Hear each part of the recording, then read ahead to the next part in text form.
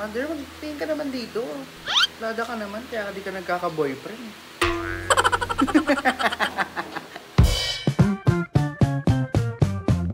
Hey! Ako si Jericho. Tamad ako magtrabaho kaya I started my own business. Dan dahil sa isang influencer at celebrity, medyo nakilala ang business ko. Welcome to a life of simple, poor business owner. Maaga kami na soldo today, pero I have a problem. Pupunta ako ng Tagaytay, pero hindi ko alam paano papunta ng Tagaytay. Pag nag-commute. Magtatanong-tanong na lang ako. Wala akong idea paano pumunta ng Tagaytay.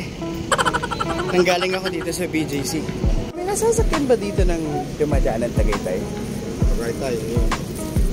Doon kayo magtanong sir, yung Alps daw. Adyan banda? Sige, sige. Thank you, kuya. Sige, salamat po. Kuya, meron bang bus dito na dumadaan ng Tagaytay? Tagaytay? Oo. Hindi ko alam ko sir. Wait lang, let's ask. Kuya, meron bang bus na dumadaan ng Tagaytay? Ay, wala sir. Decision ko nito ay magwa-1 Ayala ako. BGC bus ako going to Ayala. Tapos, 1 Ayala. Hindi ko alam kung maabutan ko yung bus doon. Bahala na. Punta muna ako ng 1 Ayala or PTEX.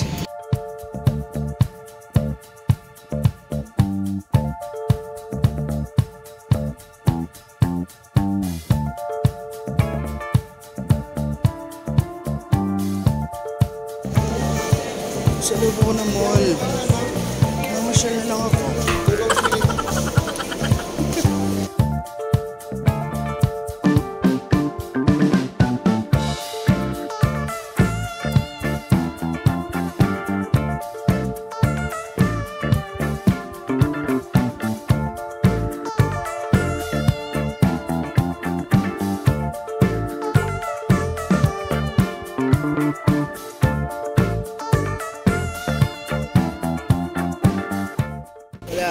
Naliligaw na ako talaga.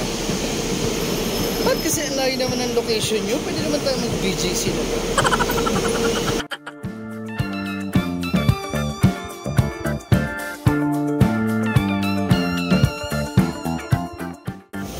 Okay, so sana hindi ako naliligaw. Pinapunta ako dito sa may pinababa ako dito sa may terminal. Check lang natin. Oh my gosh, I think we're lost. Kaya naman ako sa bus going to Tagaytay.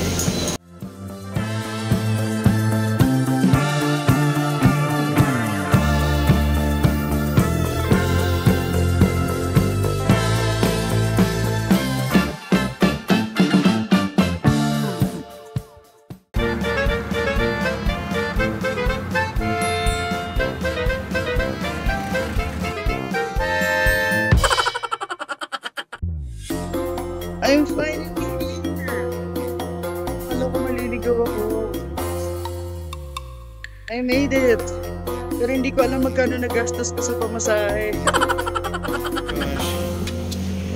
May Pizza Hut. Nagugutom na ako. Meron daw adobo sa taas.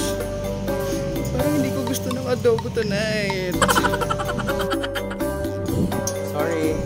Kuya, is this Tower 4? Oh, 3. Where's Tower 4? Kabilang side? Thank you. Oops, wrong building. Haba ng nilakad ko. Tower 3 pala to.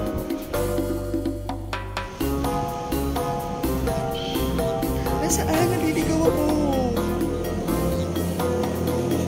Saya naman ng gantong ambience.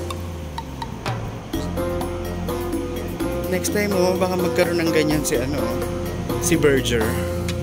Malay nyo. Akala ko yun yung mga kaibigan ko. Kasi nalaligaw na ako talaga. Ay, ayun. Dito pala. Mahilig sa hagdanan. Diba? Ang lamig-lamig pero yung taba ko dito. Ano ba? Lamig hagdan. Nakaabang ako dun sa may entrance. Ang dami kong hagdanan dinaanan. Mali pala yung location ko. Isa, narinig ko yung tawa ni Pasko. Saan?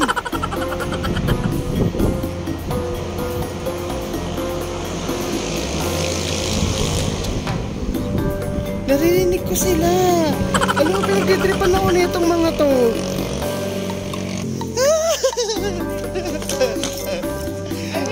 Uwi na ako. Kita-kita na tayo eh. Uy, ang tagal kita hindi nakita, Kat. Pumunta talaga kami dito para lang mag-food trip. Ha? Yan o. Ay, wawa. Yan, mga kaibigan ko yan. Sina? Yan, sila o. Totoo. Hinanap sa Mandaluyong yan eh. Mga nagsashoplift yan eh. Hi! Alam nyo kung sinabi nilang may ambagan, hindi ako pupunta dito. May ambagan pala. Hindi ko naman anong gagastos pala ako dito. In-invite ka na sir.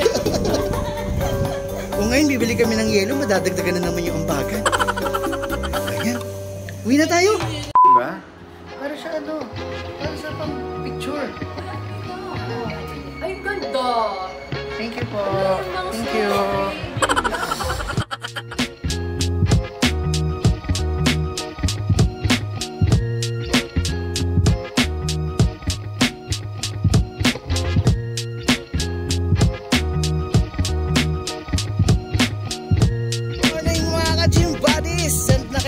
Sino ba yung Hello Love Again? Dito yun. Dito lang sila nag-shooting. Hindi, totoo, nasa Canada kasi kami ngayon, guys. Naghanap kami ng trabaho. So, wala eh. Walang-wala na kami sa Pilipinas kasi talaga eh. Kailangan mag-sacrifice, di ba? Naiyak ako.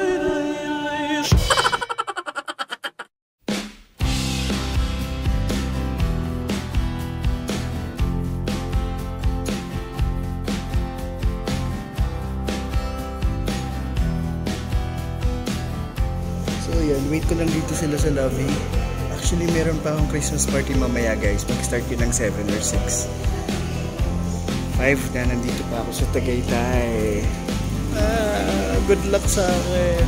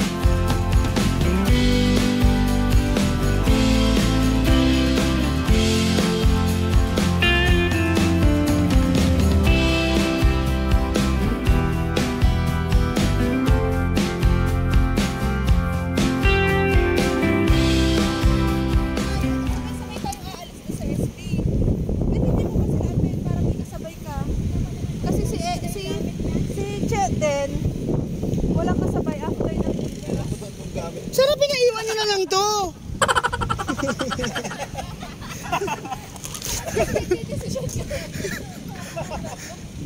Hintayin nyo pala ako. Pinagbitbit nyo na ako agad ng mga gamit. Tikan na natin yung pagkakaibigan natin. Ang gulo-gulo ng pamilyang to. Balik kami.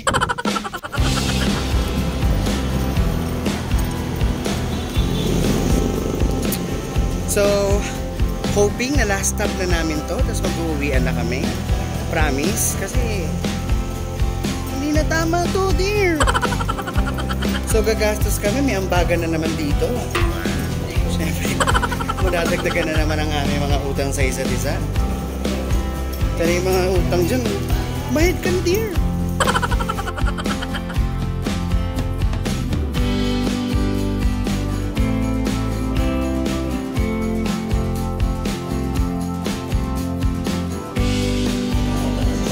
Guys, nung college kami, itong barkada na to yung pinaka walang gastos. Hindi talaga magastos itong barkada na to. Pero ngayon ang gastos. Gastos. So while editing this vlog, and yun, nung na-meet ko ulit yung mga college friends ko, sobrang daming memories na bumalik sa isip ko. Like, yung mga kalokohan namin, yung mga gala namin, mga simpleng food trip namin, yung mga tambay namin sa Kwek-Kwek, yan, sa Shaw Boulevard, sa SM, sa Shangri-La. Like, oh my gosh. Meron kaming kaibigan, yan, si classmate namin, si Grace. Isa yun sa mga taong nagagalit pag kulang kami. Magagalit yun pag may absent, magagalit yun pag di kami natutuloy. Nagagalit yun pag hindi namin nagagawa yung mga bagay na gusto namin. And isa sa mga rason kung bakit naging super close kami ng mga classmates ko na yun. And dati plano namin pumunta ng Tagaytay ng biglaan lang nung mga estudyante pa kami. Pero wala na, hindi na natuloy yun kasi Grace died due to cancer. And she's my closest friend way back when I was in college. Like, super duper close namin. Yung gala namin, lagi ko siyang kasama. Pag tinatamad kaming pumasok, siya yung lagi kong kasama. Cutting classes, kaya magka-cutting classes, masama yun. And yan, pagtatambay kami sa Starbucks, dahil magkakape kami, magkakolek kami ng stickers para makuha namin yung planner namin, sabay kami makakuha ng planner. I stopped collecting planner when she died. And it's really such a special memory, and I will always treasure that.